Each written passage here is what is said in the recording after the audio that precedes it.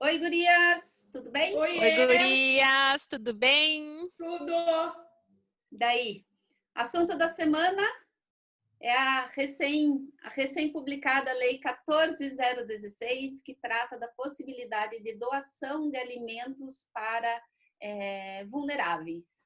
Uhum. O que vocês acharam? Gostaram, não gostaram? A lei atende ao que se propõe? Andresa, diga aí. Olha, Fer, então, assim, na verdade, a primeira coisa que eu fui pesquisar, né, quando veio a lei, e é uma coisa que até eu já tinha pesquisado na época do doutorado, sabe? No grupo de pesquisa lá do EFIN, a gente já tinha feito uma pesquisa sobre a questão do desperdício de alimentos. Eu já tinha feito isso lá né? Não fala quando, há muito tempo atrás. E aí, então, a primeira coisa que eu fui, né, ver, até para saber se a lei é válida, né, se pelo menos é uma tentativa válida e tal, é justamente a questão do desperdício de alimentos, né, da fome no mundo e tal. E é engraçado, né, gente, porque a gente acho que vive numa realidade muito diferente de Brasil, assim, né? Porque quando a gente começa a buscar os números e começa a pesquisar, a gente descobre que existe um Brasil que a gente não conhece, né? Eu não sabia, por exemplo, que ainda existem 7 milhões de pessoas que passam fome no Brasil, que simplesmente Vixe. não têm o que comer, né? E de 7 milhões passam fome absolutamente e 40 milhões de pessoas sofrem de carências nutricionais. Quer dizer, até come, né? Mas tem alguma deficiência alimentar, enfim, porque não tem acesso à quantidade necessária ali, né, para manter uma boa saúde e tal. Então, é muita É, coisa, né? É muita isso, coisa. Andresa, assim, vale destacar que em 2014 o Brasil ele chegou a sair do mapa da fome das Nações Unidas, do Banco Mundial, enfim, e agora me parece que ele caminha a passos largos para voltar ainda mais com a questão da pandemia agora afetando tão É, absurdamente as relações econômicas, né? Então, eu acho que no Brasil, 5% da população é classificada como uma população que vive em pobreza extrema, e no mundo, a ONU indica que 49 milhões de pessoas podem cair em situação de extrema pobreza em razão da Covid-19. Então, são dados assim, pois alarmantes. quantos milhões cair por conta da No Covid? mundo, 49 milhões de pessoas. Pois é, e aqui se veja, eu tinha, pelos dados que eu tinha levantado aqui, já no mundo já temos hoje 821 milhões de pessoas em situação de vulnerabilidade, de miserabilidade, passando fome mesmo, assim, Então, né? que vai acrescentar mais 49 milhões nesse rol, né? E eu acho que é mais até, viu, Fer? Porque da forma como as coisas estão, assim, eu acho que, Sim, né?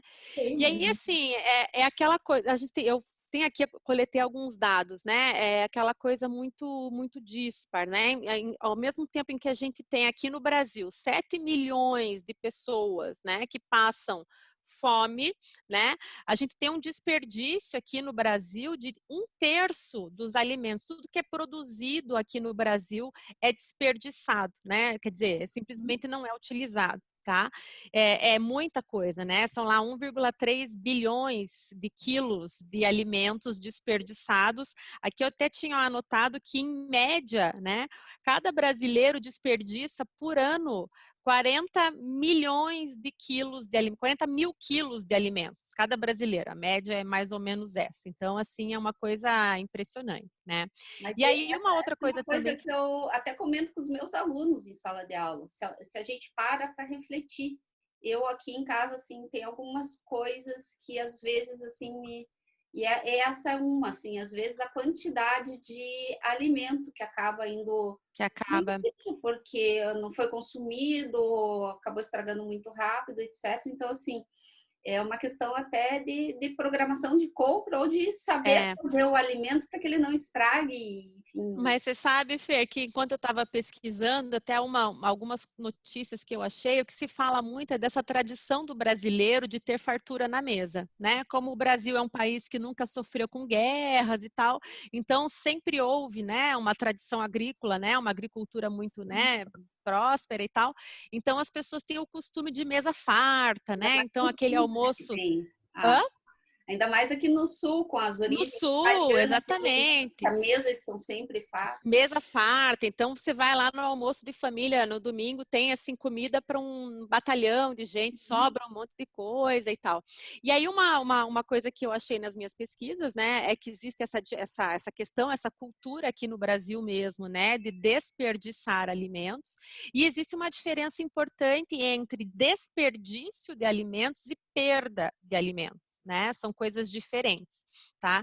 Então, a perda de alimentos, no mundo, né? Quando você tem lá alimentos que não são utilizados para matar a fome, no mundo, 14% desses bilhões de alimentos que são desperdiçados, 14% disso é perda.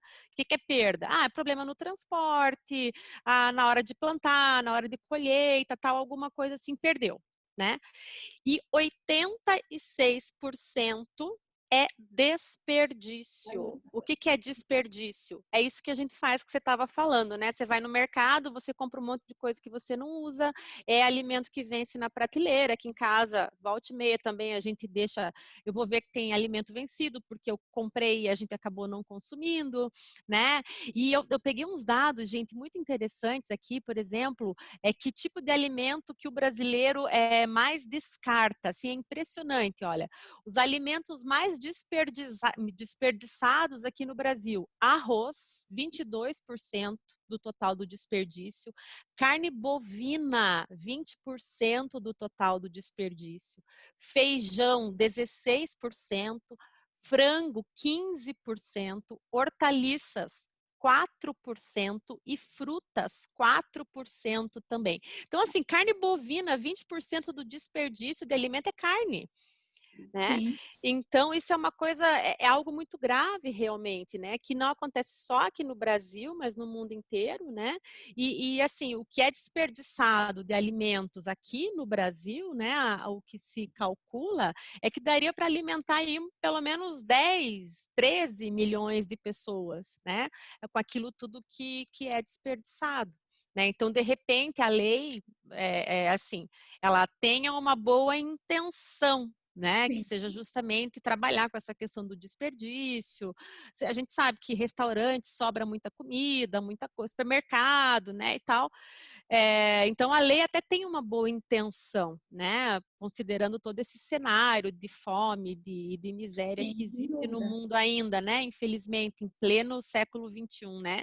Mas existem os desdobramentos jurídicos, né, dessa lei, enfim, que embora tenha uma boa intenção, né, não sei. Aí agora joga a bola para Karen. Karen, o que você acha? Assim, eu acho que antes da Karen falar, só para a gente deixar claro. Então, o que a lei autorizou, né, professora? Sim.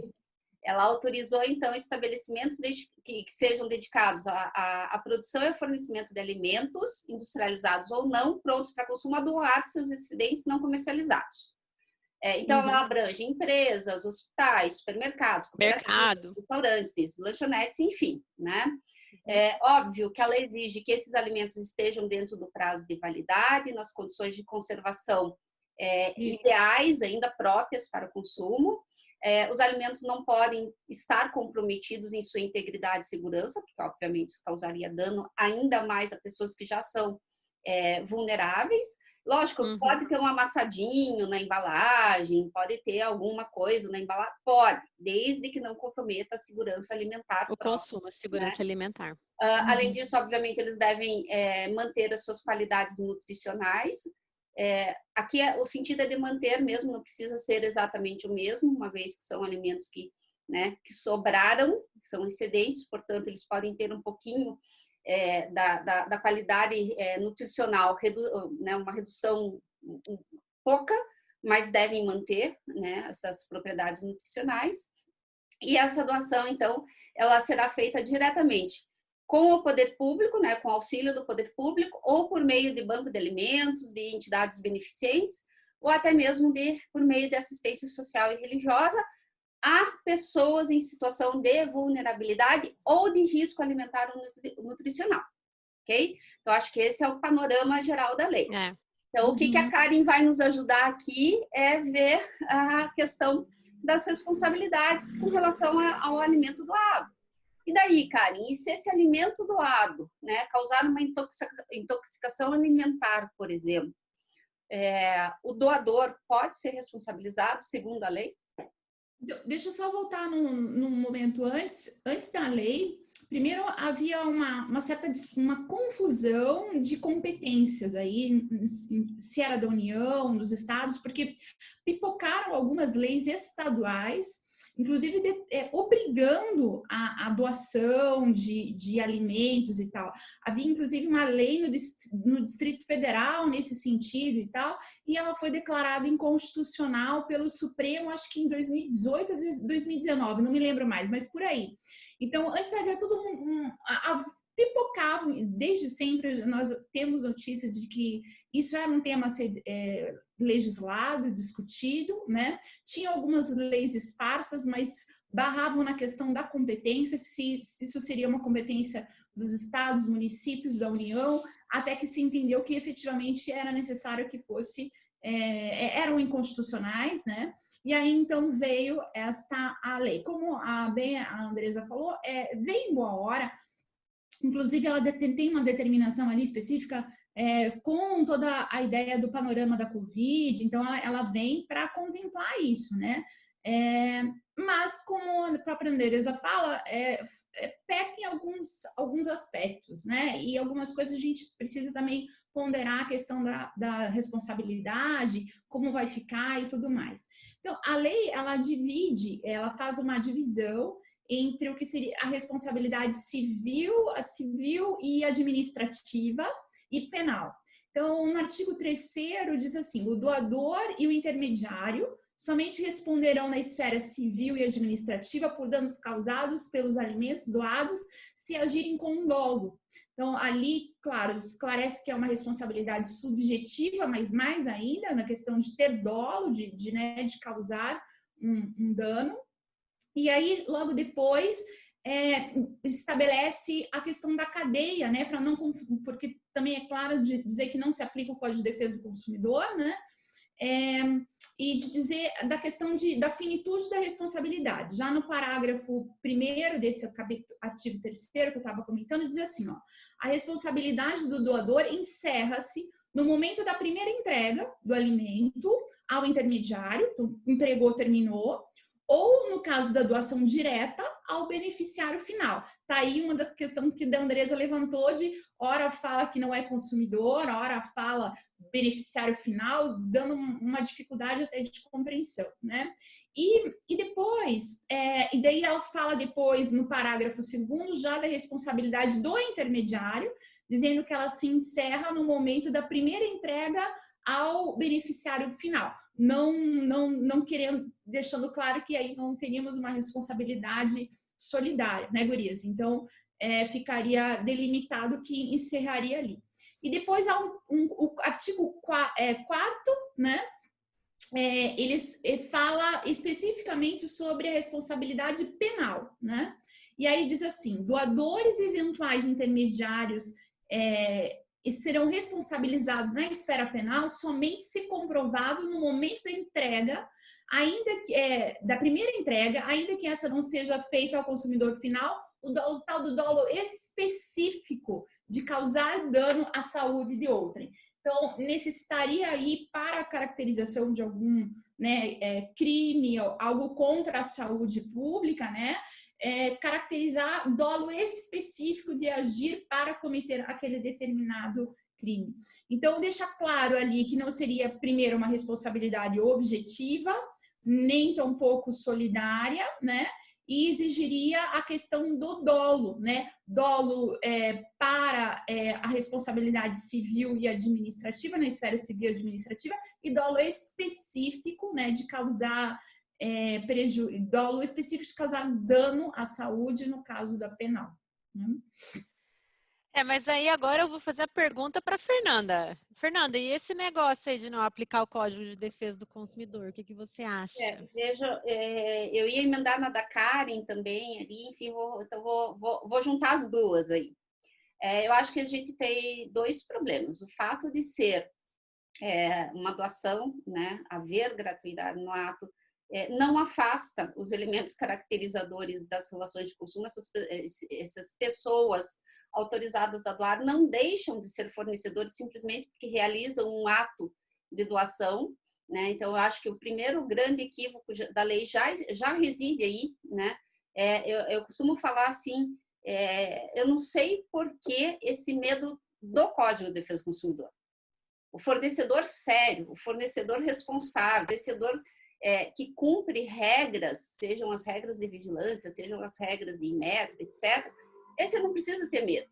Então, a gente tem uma mania aqui no Brasil de desconstruir o Código de Defesa do Consumidor, tentando dar justificativas que juridicamente não se validam, né? Então, assim, me parece que nesse caso, ainda que haja gratuidade no ato, não poderia ter sido afastada a incidência do código. A segunda grande... O próprio projeto fala isso, assim, o projeto de lei, uma das justificativas, fala exatamente que é para isso, é para inverter a lógica da legislação. Então, é claro, e me parece mesmo que essa lógica atrapalharia o combate à fome, a desnutrição, é isso que contrário se seja, o fundamento da lei é óbvio, né? Está na solidariedade, está claro, na compreensão do próximo, etc. Mas isso não é suficiente para afastar responsabilidades. Quer dizer, se eu faço se eu forneço, né? Se eu fabrico, se eu produzo alimentos que não têm ou que não seguem as normas da vigilância sanitária, e isso causa dano a outrem, e esse dano é causado a uma pessoa que recebeu gratuitamente esse alimento por meio de doação, eu estou dizendo que essa pessoa, segundo a lei, que já é vulnerável nos mais diversos sentidos, né? Ela, além de ser atingida pelo meu alimento, que foi de má qualidade, né? Que foi fabricado em desacordo com as regras, ela vai ter que demonstrar dolo na minha conduta, porque daí a gente está falando de responsabilidade subjetiva, é absurdo. É lógico que a intenção da lei é boa, mas o fato da intenção da lei ser boa não significa que possa desconstruir direitos conquistados a duras penas no passado, né? Então, e daí já emendando com isso, eu queria dizer o seguinte, né? Nós temos, a lei, ela traz um paradoxo sistêmico para a própria responsabilidade civil nesse sentido, né? E a partir da própria dicotomia que a gente pode analisar ali entre a segurança alimentar do ponto de vista de quantidade suficiente, que seria a food security, e também do ponto de vista da qualidade do alimento, food safety, né? Mas isso não significa que, em absoluto, as pessoas que são produtoras ou fabricantes desses produtos possam se eximir dos riscos de produzi-los ou de comercializá-los, ou até de doá-los. Então, assim, o fato de ser uma doação não retira o risco da atividade, né? Não altera o risco da atividade. Então, me parece que assim, e tem outra, né? Se a gente for analisar o que a lei dispôs ali, por exemplo, se eu deixo de observar, uma norma da vigilância sanitária para a produção daquele produto, né? Isso por si só não é uma conduta dolosa? Porque pela leitura da lei, não seria suficiente para caracterizar a responsabilidade do doador, né? O fato dele descumprir. Mas do meu ponto de vista, se eu, né, de pleno conhecimento da lei, pleno conhecimento das normas da minha atividade, resolvo não cumpri-las, para mim isso é uma conduta dolosa que sim, coloca em risco saúde e segurança de outrem, o que por si só já é suficiente para caracterizar a responsabilidade, né? Então, assim... Até porque assume um risco, né? O fabricante, o produtor, aí, quem faz o alimento, ele está assumindo um risco, né? Ele assume o risco. Então, é lógico que, assim, se a gente for analisar do ponto de vista político, do ponto de vista econômico, do ponto de vista social, a lei está super justificada e justificada no momento em que ela veio. Mas, do ponto de vista jurídico, mais uma vez, pisotear a responsabilidade, o Código de Defesa do Consumidor e, além disso, agravar riscos para pessoas vulneráveis, uma vez Vulneráveis. que eu exijo dolo na conduta do doador. Eu acho isso muito perigoso. Não, e aquela coisa também, né, gente, o próprio CDC, né, quando fala lá em produto, ele não fala que o produto tem que ser remunerado para a incidência do CDC. Quer dizer, então, assim, são umas coisas, né, meio, sei lá. É claro que a gente dá para entender a boa intenção da lei, né, de repente, talvez, essa questão de afastar o CDC para, de repente, não assustar ali o doador, né, para o doador não ficar tão assustado e tal, e as pessoas, que tenham, então, que doem de fato, né? Mas essa lei, assim, é bem, né? Inconstitucional. Não, é o que eu falei. Até poderia ser, Andresa, se a gente analisar pela natureza jurídica do próprio CDC. Né? O CDC tem fundamento Sim, constitucional. Então, mas assim, por isso que eu digo, é inconstitucional. Então, assim, Se ele está afastando uma assim, norma de ordem pública.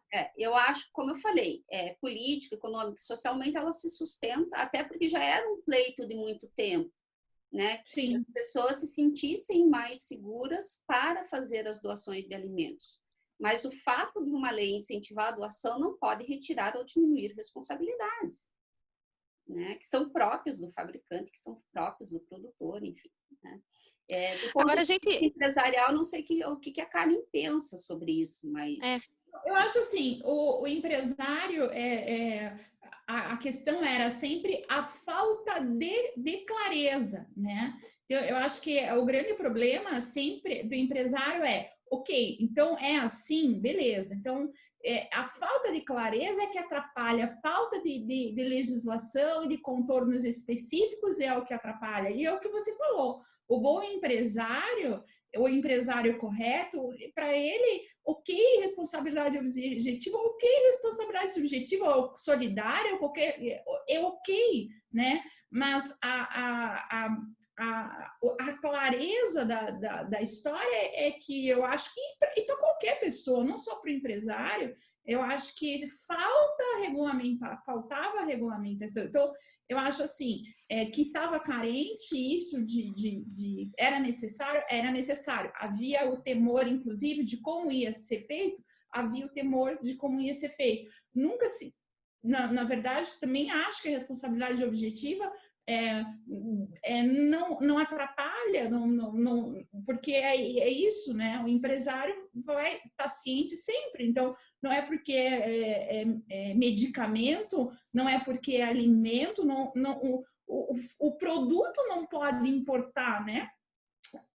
O que importa é a falta de clareza, e eu acho que é isso que sempre incomodou. Então, é isso. A gente pela lógica dessa lei, você acabaria, assim, então o fabricante depois, né, eventualmente, vamos fazer um mutatis mutandis aqui, né, o fabricante de medicamento que passa a doar o excedente do seu laboratório, ele deixa de ser responsabilizado por eventuais danos que esse medicamento cause? Né? Coloca lá o medicamento, vou fazer prazo de validade vencido. Teste de mercado.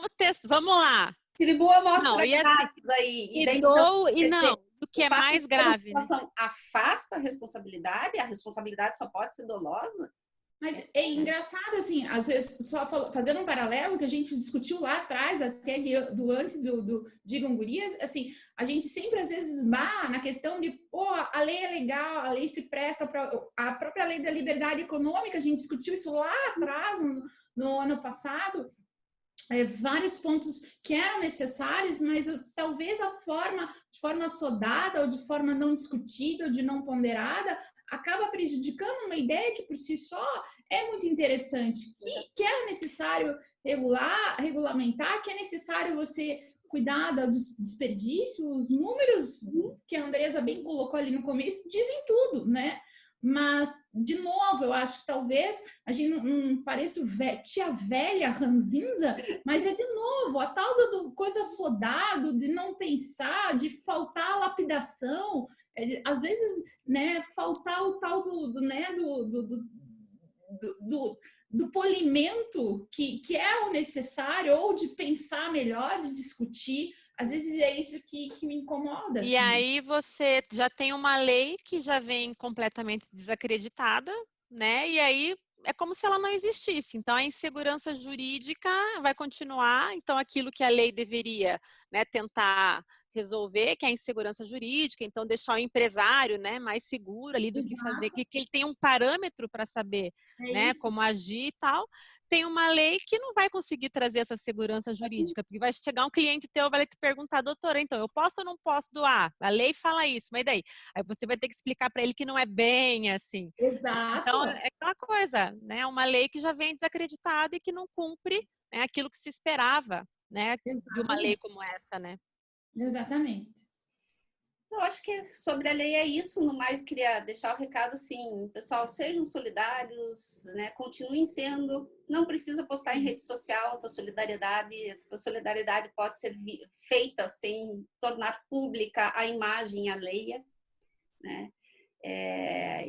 Como eu falo, acho que é um dos momentos em que mais nós precisamos manifestar essas condutas solidárias, né? Então, o brasileiro tem muito disso, enfim, né, de ajudar o próximo, de se ajudar, enfim. Então, né, fica a dica aí, hashtag. Fica a dica. Sejam solidários, mas não precisa postar na rede social a tua solidariedade. Aí. Gurias. Gurias, muito tá sendo bom. muito boa a experiência, viu? Muito obrigada. Tem sido muito legal essa prova toda semana. É bom, né? É bom. Eu preferia que fosse presencialmente, mas, né, diante da impossibilidade, não temos como, né? Saudades de poder conversar, bater papo, os nossos almoços, né? É verdade. Mas daqui a pouco volta. Muito obrigada, viu? Tá sendo muito bacana. Valeu, gente. Até o próximo. Até a próxima. Tchau, Tchau, gente. tchau. Até o próximo com um convidado especial. Isso. Aê! Isso aí. Até. Tchau.